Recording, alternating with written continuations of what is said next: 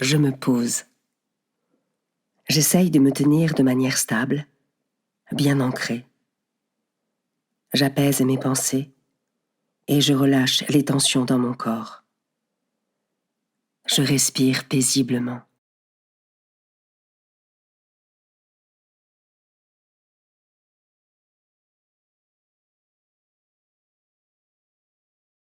Je prends une profonde inspiration par le nez. Je remplis mes poumons d'air. Et j'expire jusqu'au bout, jusqu'à vider tout l'air de mes poumons.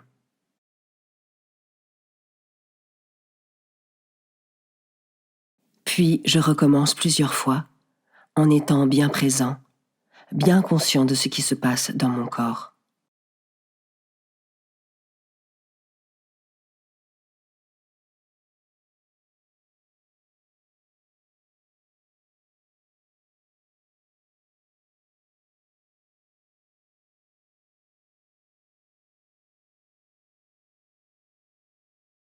Ma respiration retrouve son rythme naturel, paisible. Je reste encore quelques instants à l'observer.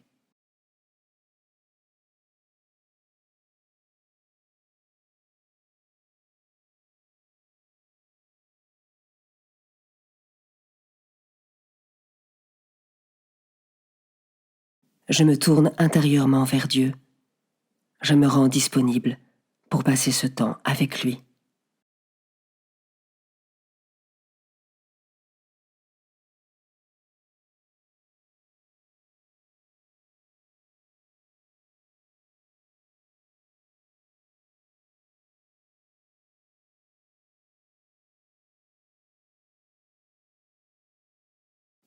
Évangile de Jésus-Christ selon saint Luc, chapitre 24, versets 13 à 35.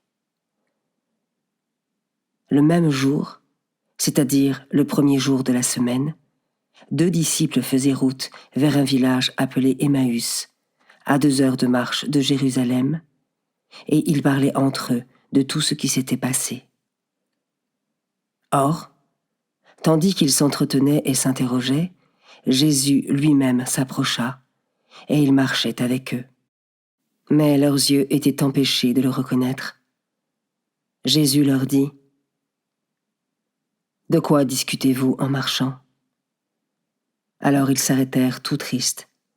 L'un des deux, nommé Cléophas, lui répondit : « Tu es bien le seul étranger résidant à Jérusalem qui ignore les événements de ces jours-ci. » Il leur dit : « Quels événements ? » Ils lui répondirent : « Ce qui est arrivé à Jésus de Nazareth, cet homme qui était un prophète puissant par ses actes et ses paroles devant Dieu et devant tout le peuple.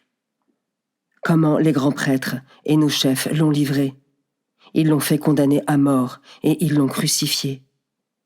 Nous espérions que c'était lui qui allait délivrer Israël. Mais avec tout cela, voici déjà le 3e jour qui passe depuis que c'est arrivé.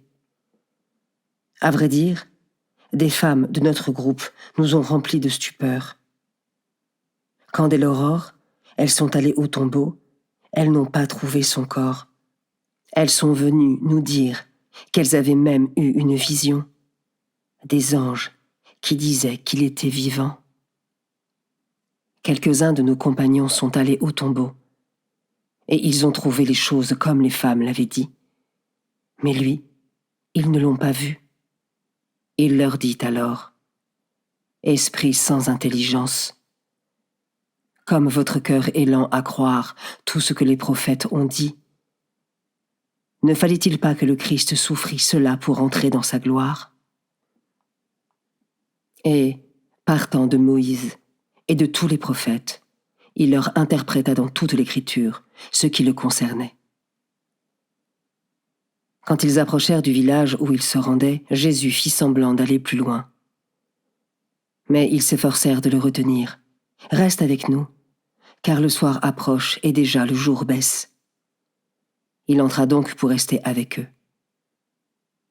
Quand il fut à table avec eux, ayant pris le pain, il prononça la bénédiction, et l'ayant rompu, il le leur donna. Alors leurs yeux s'ouvrirent et ils le reconnurent, mais il disparut à leur regard. Ils se dirent l'un à l'autre, « Notre cœur n'était-il pas brûlant en nous, tandis qu'il nous parlait sur la route et nous ouvrait les Écritures ?» À l'instant même, ils se levèrent et retournèrent à Jérusalem. Ils y trouvèrent réunis les 11 apôtres et leurs compagnons, qui leur dirent, « Le Seigneur est réellement ressuscité. Il est apparu à Simon-Pierre. » À leur tour, ils racontaient ce qui s'était passé sur la route et comment le Seigneur s'était fait reconnaître par eux à la fraction du pain.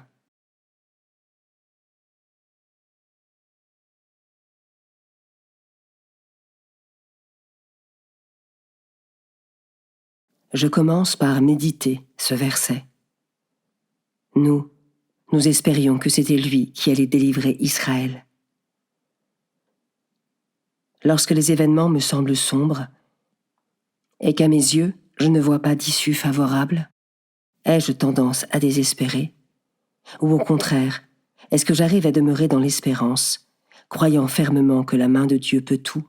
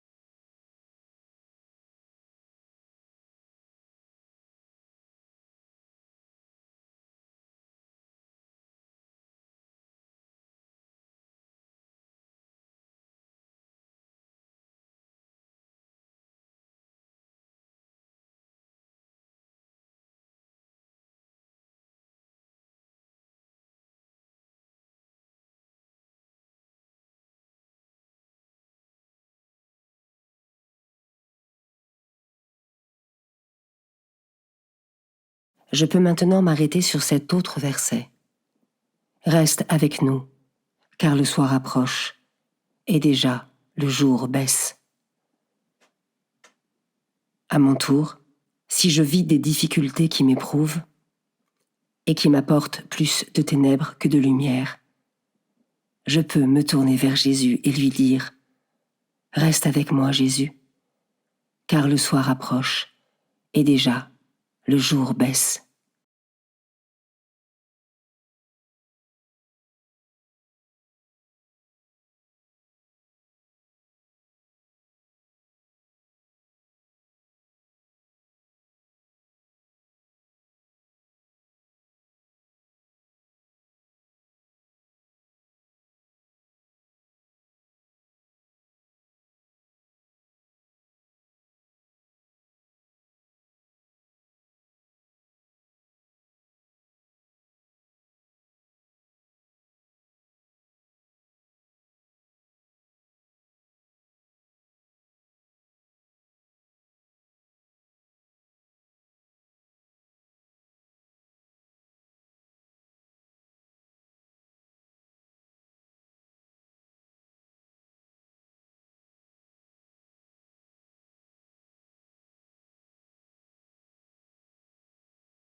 Je termine en méditant ce dernier verset.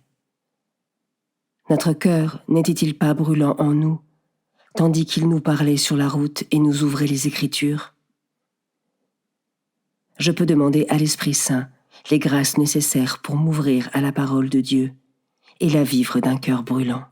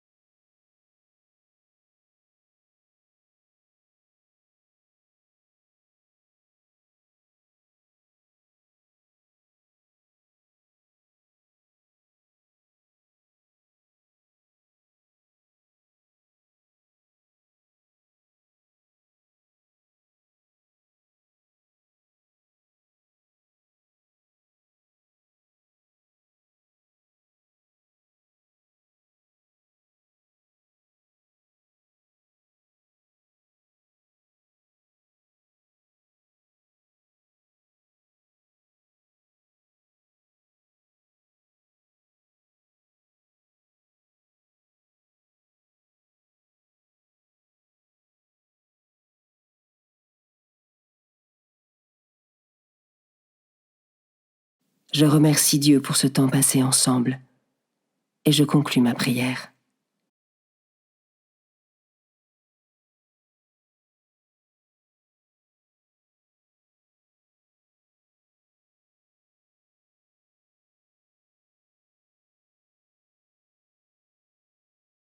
Belle journée et à demain.